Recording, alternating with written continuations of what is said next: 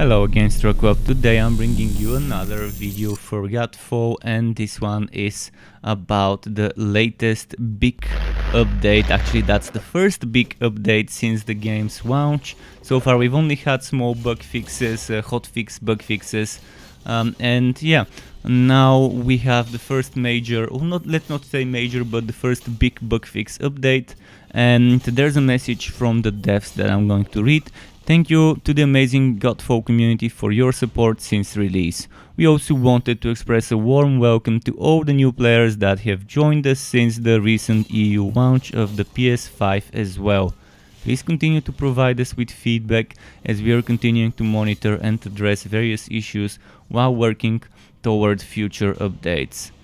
The update is now available for both PC and PS5 versions of Godfall. This update includes a wide array of bug fixes, stability improvements and continued optimization.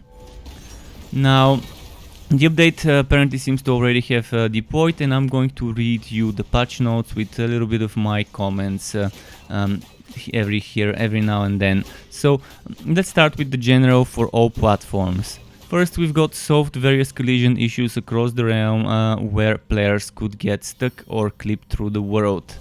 Solved an issue with new accounts causing a hitch of VFX when displayed for the first time, which is stuttering. Then also solved an issue with Surety, which is a weak point related augment that caused its damage to stack indefinitely with multiple northern techniques, which is pretty fun. I wonder what builds, what overpower builds could have been there due to this one. Solved an issue where Dreamstone boons values could change randomly while in the whole map menu, and an issue where some higher tier mid bosses were not dropping the correct amount of wood. I wonder which ones those are, and hopefully we can see some more wood. Solved an issue where Foreboding Reach, which is an augment, displayed plus 0% bonus to rampage damage, and I've been wondering what's wrong with this one and how to get it to work. I guess it was just a bug, and thank you for fixing this. Then improved stability issues with co-op games, which is very good for me. I like co-op in that game. It seems to be made for co-op, not for solo. Solved an issue where low level flex missions would not scale appropriately with high level players. And here's the thing, what the fuck is a flex mission? There is no such thing as a flex mission. Are they referring to hunt missions? And later on in the patch notes they're referring to missions as flex again. I'm assuming they mean those hunt missions that randomly appear and that appear on the map that you can repeat for sigils. Solved various ledge climbing issues in the water realm. Solved the missing augment constellation connection on the Hinterquo Valor plate, which is very important. I never noticed there was a missing augment constellation connection on the Hinterquo Valor plate, and I'm wondering which one this one would be. Solved an issue in the equipment menu preventing players from equipping items from the 16th item slot of the first page, as well as an issue with the skip button over weapon legibility, and an issue where certain trees in the Crimson Glade would suffer from LOD issues, and players can no longer be interrupted by enemy AoEs when performing takedowns. Solved an issue where the Nyack Windcarver's electric orb was dealing more damage than intended. And this is pretty nice because I really think the Nyack Windcarver was super overtuned in regards to this electric orb, and it was the major source of death in the tower for me and my friends when we were co-oping. When they stack a multiple amount of orbs at the same place, or where they push you into the orb, or when one of those whirlwind electric guys just pushes you, knocks you into one of those balls. Then solved an issue where post-mission free roam would incorrectly scale to the highest player level. Free roam after completing a mission will now retain the mission's original level scaling, which is very good. The Dark Star Crusher legendary hammer primary trait, and any other hammer that gets this primary trait, such as for example you can have that Obsidian Crusher or whatever it's called, the Tower of Trials hammer with two primary traits, and that gets this one from the Darkstar Crusher. It has been adjusted. This trait will no longer affect bosses and even the mini bosses, the mid bosses. and I've tested it and it really is that way. The duration is now set to 15 instead of the previous 20 seconds, and the time bubble will slow enemies by 15% and it was previously 70. Keep in mind, before it was showing that it's slowing by 30% when in fact it was actually doing 70%.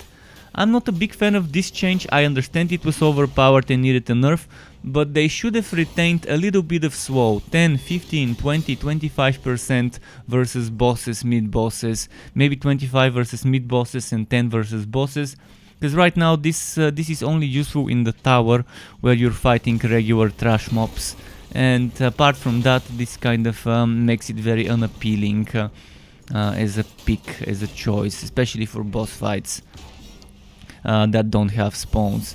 Solved an issue during the mission Tormentor's Asylum, where enemies would spawn out of combat zones, as well as an issue where players could be walked out of light attacks after performing certain shield attacks, which was very annoying and kept happening to me in the tower.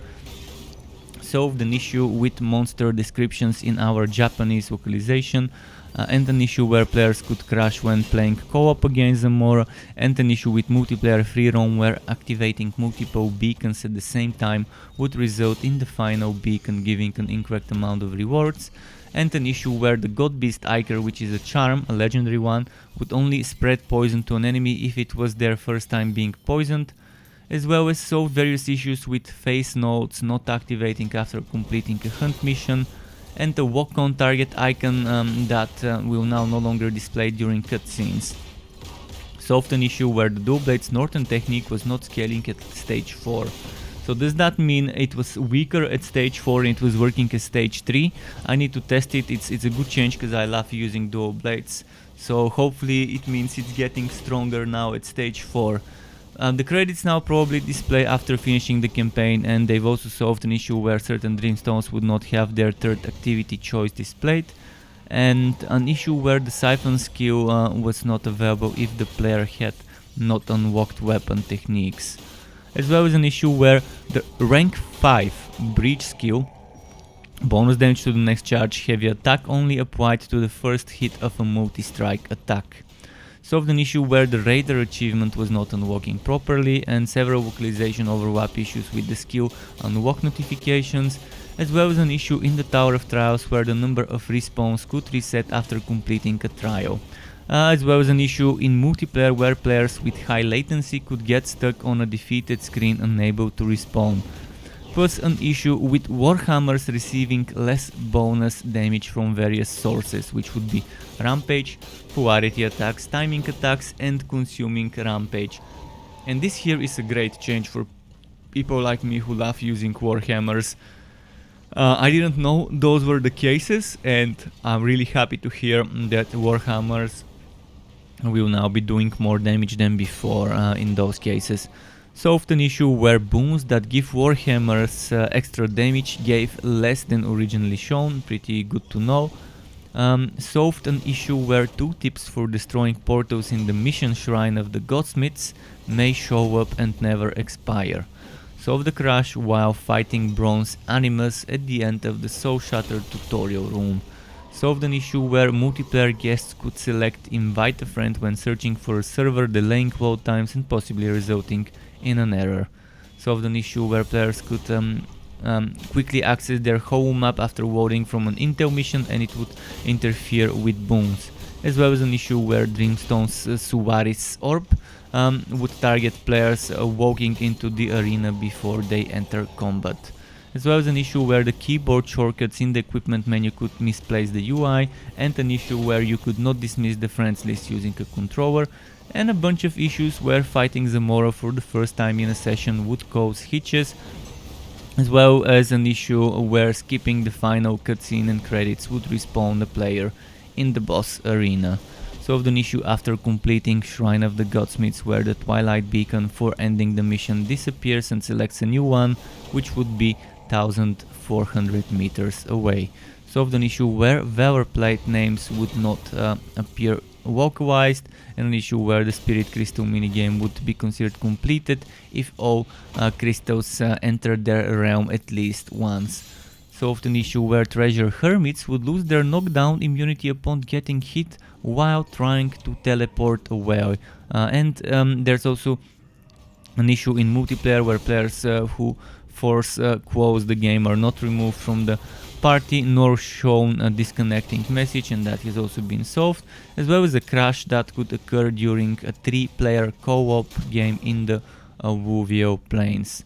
Solved an issue where takedown skill rank 1 and 3 were not functioning correctly against certain melee enemies, as well as an issue where players were unable to navigate the equipment submenus with their gamepad controllers, and an issue where players were unable to navigate their friends list with their gamepad controller, as well as an issue where players were unable to navigate the cosmetics menu with their gamepad controller.